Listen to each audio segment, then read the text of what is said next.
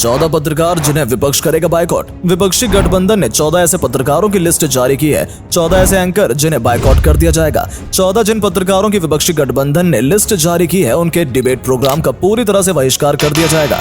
जानेंगे एक एक करके इन सभी 14 पत्रकारों के बारे में जिन्हें विपक्षी गठबंधन ने बहिष्कृत करने का फैसला लिया है। चलिए पहले उन पत्रकारों के नाम जान लेते हैं। अदिति त्यागी, अमन चोपड़ा, अमित देवगन, आनंद नरसिम्हा, अर्नव गोस्वामी, अशोक श्रीवास्तव, चित्रा त्रिपाठी, गौरव सावंत, नविका कुमार, प्राची पाराशर, रूबिका लियाकत, शिव अरोर, सुधीर चौधरी, सुशांत सिंह। ये वो 14 पत्रकार हैं जो अपने न्यूज चैनल पर टीवी शो में डिबेट लेकर आते हैं और विपक्षी गठबंधन इन सभी का बहिष्कार करने वाले हैं। इस लिस्ट में 3 ऐसे भी लोग हैं जिनका कानून से आमना सामना भी हो चुका है। आपको याद ही होगा, अर्नव गोस्वामी ने 1 हफ्ता जेल में बिताया था। अर्नव गोस्वामी पर एक व्यक्ति को आत्महत्या करने के लिए मजबूर करने का आरोप लगा था और उन्हें 1 हफ्ता जेल में बिताना पड़ा था। अर्नव गोस्वामी के अलावा सुधीर चौधरी को भी लगभग 3 हफ्ते तिहाड़ जेल में बिताने पड़े थे। ये बात भी आप जानते होंगे कि सुधीर चौधरी को क्यों पुलिस पकड़ कर ले गई थी। जी हाँ, ये वीडियो जिसमें सुधीर चौधरी कथित तौर पर 100 करोड़ वसूलते हुए नजर आए हैं, जिसकी वजह से उनके ऊपर कई इल्जाम लगे थे और उन्हें तिहाड़ जेल में कई दिन बिताने पड़े थे। और इस लिस्ट में तीसरे नंबर पर है न्यूज 18 के एंकर, जिन्होंने कहा था कि अलवर में जो बुलडोजर चला था वो जहांगीरपुर का बदला था और इसलिए उन्हें भी जेल की हवा खानी पड़ी थी। लेकिन ये सिलसिला यहीं रुकने वाला नहीं है। इसके आगे भी बहुत कुछ होने वाला है, जिसके बारे में हम आपको बताएंगे। असल में सिर्फ इन्हें बहिष्कृत कर देना ही काफी नहीं होगा। इन न्यूज चैनल को सरकार से जो पैसा मिलता है वो भी सरकार खत्म करने वाली है। विपक्षी गठबंधन की सरकार ने फैसला लिया है कि न्यूज चैनल को दिए जाने वाले सरकारी एडवर्टाइजमेंट और सरकारी चंदे को खत्म कर दिया जाएगा। अभी तो सिर्फ 14 नाम ही जारी किए गए हैं। ये लिस्ट बढ़ भी सकती है और इस लिस्ट में और भी नाम आ सकते हैं, क्योंकि और भी कई ऐसे नाम है जो मीडिया कर्मी और एंकर होने का ढोंग रच रहे हैं। ऐसा भी कहा जा रहा है कि विपक्षी गठबंधन के जो नेता हैं वो सभी न्यूज चैनल की तरफ से किए जाने वाले इवेंट्स, बड़े बड़े समारोह, शिखर सम्मेलन आदि में भाग नहीं लेंगे। और इसकी वजह बहुत साफ है। जितने भी शिखर सम्मेलन होते हैं जहां सत्ता पक्ष के लोग भी आते हैं और विपक्ष के लोग भी आते हैं, लेकिन अब जब विपक्षी गठबंधन की सरकार ने इनको बहिष्कृत करने का फैसला ले लिया है, तो इन सभी शिखर सम्मेलनों और डिबेट प्रोग्राम में उन्हें सिर्फ सत्ता में खड़ी सरकार के ही कर्मचारी देखने को मिलेंगे, या यूं कहें कि सिर्फ वही नेता इनमें भाग लेंगे जिनकी सरकार सत्ता में है। असल में विपक्षी सरकार को ऐसा लगता है कि ये जितने भी एंकर हैं, ये सभी अपने प्राइम टाइम में अपने न्यूज चैनल पर कुछ ऐसी खबरें दिखा रहे हैं, जो कुछ ऐसी बातें बता रहे थे जो समाज के लिए अच्छी नहीं है। हालांकि विपक्षी गठबंधन सरकार का ये फैसला कहीं ना कहीं इन पत्रकारों के करियर के लिए और न्यूज चैनल के लिए नुकसानदायक साबित हो सकता है, क्योंकि ये बात जनता भी जानती है कि जब ये लोग डिबेट प्रोग्राम रखते हैं तब लोग ज्यादा से ज्यादा इनके प्रोग्राम को सिर्फ इसलिए देखते हैं क्योंकि इन्हें उम्मीद होती है कि पक्ष और विपक्ष के आपस में तर्क वितर्क देखने से उन्हें कुछ मनोरंजन मिलेगा। लेकिन जब विपक्ष सरकार के कोई नेता इस तरह के प्रोग्राम में अब हाजिर ही नहीं होंगे, तो इनके डिबेट प्रोग्राम का कोई मतलब ही नहीं रह जाएगा। और अगर बात शिखर सम्मेलन या फिर न्यूज चैनल के द्वारा प्रायोजित किए जाने वाले इवेंट्स की बात करें, तो इन इवेंट्स में न्यूज चैनल काफी पैसा कमाते हैं, क्योंकि इनके पास एडवर्टाइजमेंट के लिए और स्पॉन्सर के लिए कई बड़े ब्रांड आते हैं और ऐसे में ये न्यूज चैनल काफी अच्छी कमाई करते हैं। और शिखर सम्मेलन में पक्ष और विपक्ष दोनों ही तरह के नेता और अधिकारी शामिल होते हैं। लेकिन ऐसे में अगर विपक्षी गठबंधन ने इनका बहिष्कार कर दिया है, तो न्यूज चैनल के लिए सोचने वाली बात होगी कि अब वो कैसे अपने इन शिखर सम्मेलनों और इवेंट्स को सक्सेसफुल बना पाएंगे। साथ ही न्यूज चैनल को करोड़ों का नुकसान होगा, वो अलग।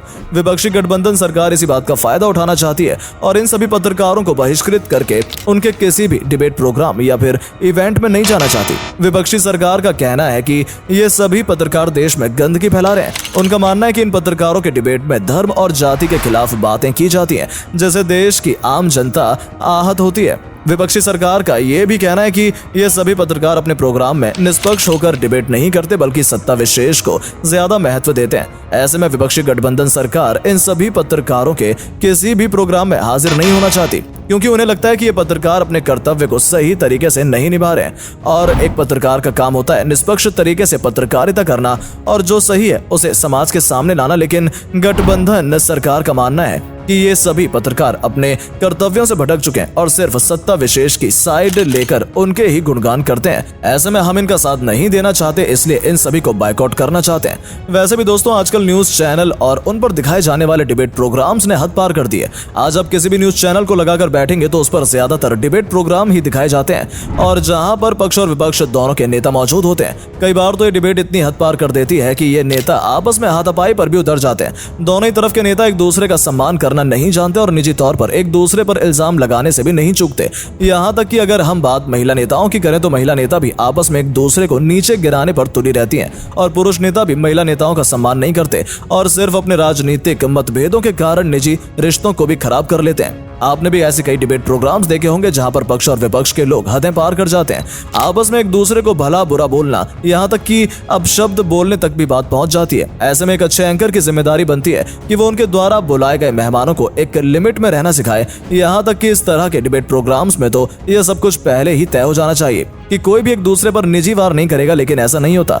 ये न्यूज चैनल भी अपनी टीआरपी बढ़ाने के लिए और ज्यादा से ज्यादा दर्शक अपनी तरफ खींचने के लिए इस तरह की चीजों को बढ़ावा देते हैं और यही कारण है कि आजकल इस तरह के डिबेट प्रोग्राम्स को देखकर देश की आम जनता भी भड़कने लगी है। अगर कभी आपने सोशल मीडिया पर कोई इस तरह की डिबेट न्यूज चैनल का क्लिप देखा हो और आप उसके कमेंट बॉक्स में जाएंगे तो देखेंगे कि जनता भी दो तरफ बटी हुई नजर आती है और एक दूसरे को कोसती हुई नजर आती है। हालांकि इन डिबेट प्रोग्राम में आम जनता का कोई फायदा नहीं होने वाला है, ना ही ये देश के विकास में फायदेमंद साबित होते हैं, ना ही आम जनता के लिए कोई बड़ी उपलब्धि लेकर आते हैं। इस तरह के डिबेट प्रोग्राम्स या इवेंट्स सिर्फ और सिर्फ न्यूज चैनल की कमाई का एक जरिया होते हैं, लेकिन हमारी भोली भाली आम जनता इस बात को समझ नहीं पाती और इस तरह के जाल में फंस जाती है और यही कारण है कि विपक्षी सरकार अब इस तरह के इवेंट्स का और हिस्सा नहीं बनना चाहती और जितने भी डिबेट प्रोग्राम्स इन पत्रकारों के द्वारा किए जाते हैं उनमें भाग नहीं लेना चाहती।